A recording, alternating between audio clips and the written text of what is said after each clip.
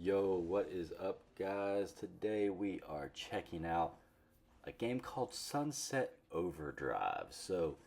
This is an Xbox exclusive, or at least it was. It's now on PC since 2018, but originally an Xbox exclusive that released in 2014. So it has been out 10 years almost now. And from where I haven't had an Xbox in over 10 years until recently, I never got to play this game. Now, it came out, I think, on October 28th, and it was developed by Insomniac, which, if you don't know who Insomniac, you're, you're just missing out on a lot of good games. They're the creators of Spider-Man, Ratchet and Clank, the upcoming Wolverine game, several other games too, but this one as well, Sunset Overdrive.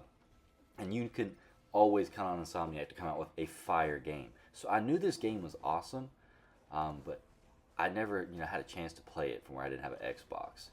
But I still, wanted to try it eventually. And now that I have a Series S and this game is on Xbox Game Pass, I got my opportunity to play it. So if you don't really know what this game is, it's an open world shooter with third person combat, high speed traversal, and tons of unique weapons. As a player in the game, you'll take on a role of someone who must transform an open world apocalypse into a tactical playground, and stay alive most of all. This is a single player game, so don't expect any of that multiplayer nonsense. It's just you in this game. But it's very well done, and one thing that I could say right off the bat, as you can tell in these cutscenes, is it has a major sense of humor, one that I align with quite well. It's hilarious, it's ornery, it's filthy at times, and the general story is pretty funny. Basically, there's this energy drink that is coming out, and once it finally released, the day it released, the people who started drinking it started turning it into these like monsters, basically. So the energy drink was poison. What do you know? As with most energy drinks, but they took it to a new level in this. Like they turned them into like zombie-ish, not zombies, but just weird, energy drink fueled creatures that are like insane, and it's pretty funny. Now the highlight of this game is the traversal mechanics. I'm just gonna put that out there right now. Like there's tons of highlights for the game, but the traversal is really where it's at. You can grind on rails, you can wall run, you can bounce off of stuff, and it's got a heavy emphasis on keeping a combo, that because you get like advanced abilities the more your combo goes and stuff.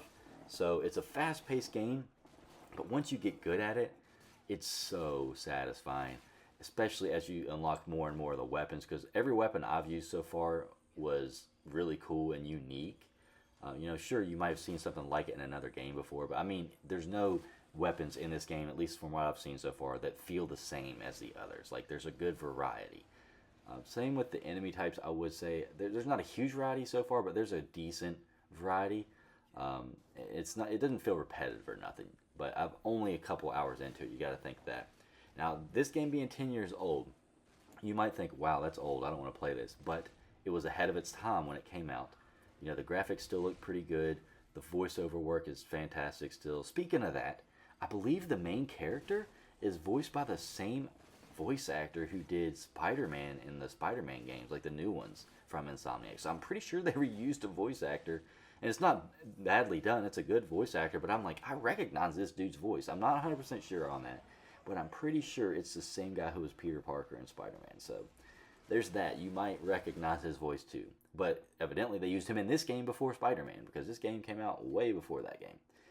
But as you can see here, I'm starting to unlock and understand more of what you can do with the traversal. I'm no expert with it yet. don't get it twisted. It takes a lot of practice, but the grinding is really cool.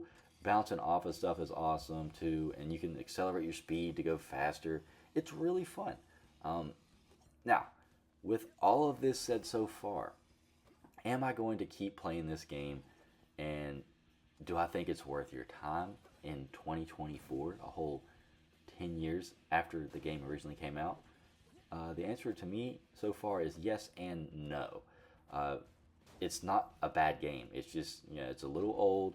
Some of the gameplay mechanics are simplified, like, mission objectives, what's on the map and stuff. It's stuff that you're very used to now that's quite common.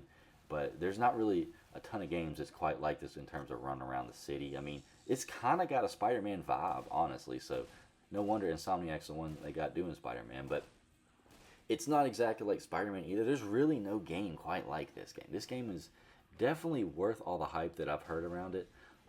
First game people told me to play that was an Xbox exclusive was Sunset Overdrive. They're like, you got to try this now. You got an Xbox. I'm like, I'll give it a try. I want to play some Gears and Halo first, but I'll give this a try. And now that I have, I understand why people love it.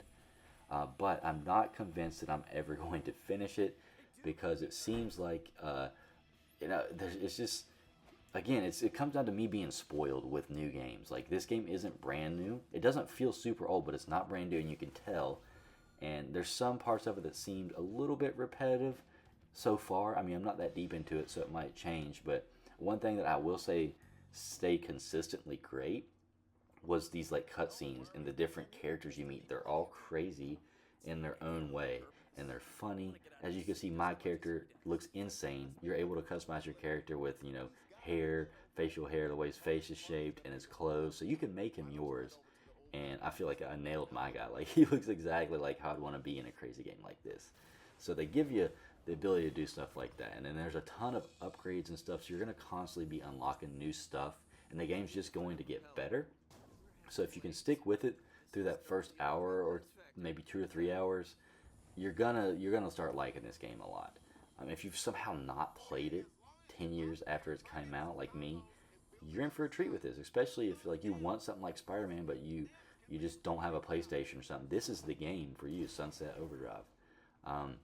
And now I don't know what all weapons I'm gonna be unlocking now that I've only got like a few, only got like 3 so far, and I'm sure there's a bunch of other cool stuff. And I hope to find the time to get to that point in the game where I can like have everything and really see what it's like. But I'm just overwhelmed with games right now. You see all the videos on my channel. I do first impressions because I can't make the time to do a full review on a game. Like, I play so many different ones. Like, we're in an era of gaming where we're just overwhelmed with options, and that's good and bad. I like to focus on the good points though, because I'm not gonna try to complain. And I remember the days where like I had like 2 or 3 games to play, and like if I got bored of them, I was screwed because I didn't have the money for the other ones. Now we have these passes.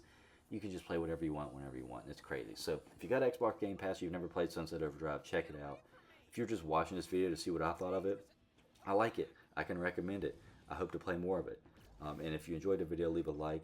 Comment below what you think of this game. If I need to continue playing it, if it's like really worth it, I'll listen to you. But if you're not subscribed, subscribe, because I come out with videos like this all the time. And I appreciate you watching this one. I'll catch you in another one soon. Peace out.